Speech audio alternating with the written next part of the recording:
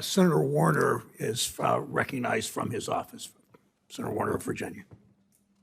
Thank you, Mr. Chairman, and I appreciate you holding this hearing. I agree with a lot of my colleagues' comments that I think this was a disaster that could have been avoided on SVB in particular.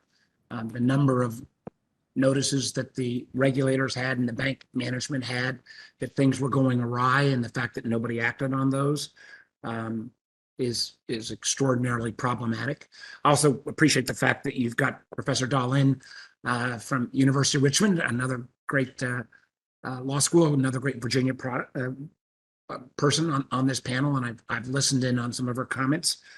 As you know, Mr. Chairman, I've along with a lot of other members, co-sponsored all of the legislation out there on the ability to claw back provisions from management who are irresponsible, who make these kind of mistakes. I do know, and I appreciate the fact that we need to move on some of this legislation and look forward to a markup taking place soon, and particularly when we're seeing what may be follow-on of SVB and First Signature, the dislocation that's taking place in the regional bank markets today.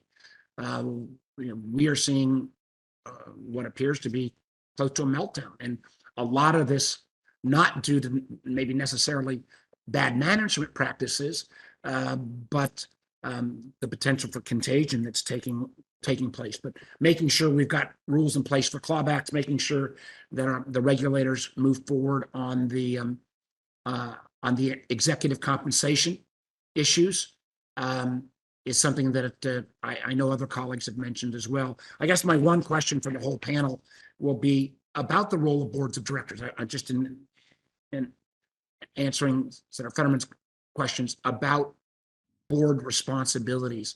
I think too often bank boards have been viewed as a nice perk to have, but with that ought to be greater level of responsibility. I know, Professor Schooner, that you've talked about this, but could the whole panel give us some guidance on what policy recommendations we should put in place to make sure that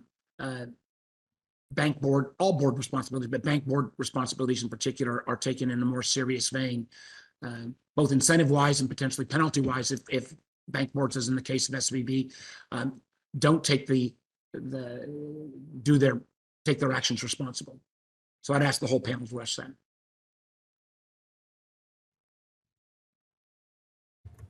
Thank you for that question, Senator. And as a Virginia native, I'm happy to take this particular question from you.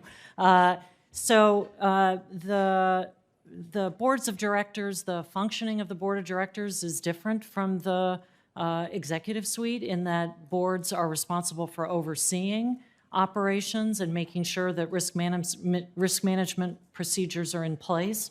That can lead to unsafe and unsound banking practices, but our current administrative enforcement laws could be amended to make clearer that oversight function is the standard by which directors are held. Senator, even on that level, wouldn't the absence in the case of SVB of not having a chief risk officer for 8 months when the bank was experiencing this kind of growth, wouldn't that have been a board responsibility to hold management accountable? Absolutely. Senator, I was just going to say, as with any public company, the board is an extremely important part of the oversight function and governance of the company. As you just cited, the lack of a chief risk officer was a board issue. The lengthy transition of the CFO was a board issue. What is also concerning coming out of the Federal Reserve report, which I think we need more information on, is also how management was not reporting to the board information that they should have had, where the board should have taken action on as well. So we're looking forward for more of the information coming out of your hearings to better understand where those failures were and what action, if any, should be taken. Thank you.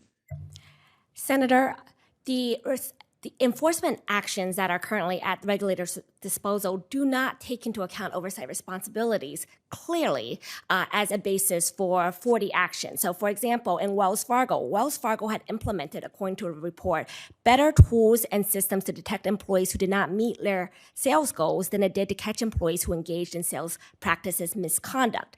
This is a problem of board oversight. They did not implement the proper structures, systems, and internal controls. Yet, for a prohibition action, the regulators are asked to train their eyes solely on the wrongful activity, the sales, who knew and who engaged in the sales misconduct themselves, rather than what structures were in place, what board failures there were. Thank you, Mr. Chairman. Thank you, Pam.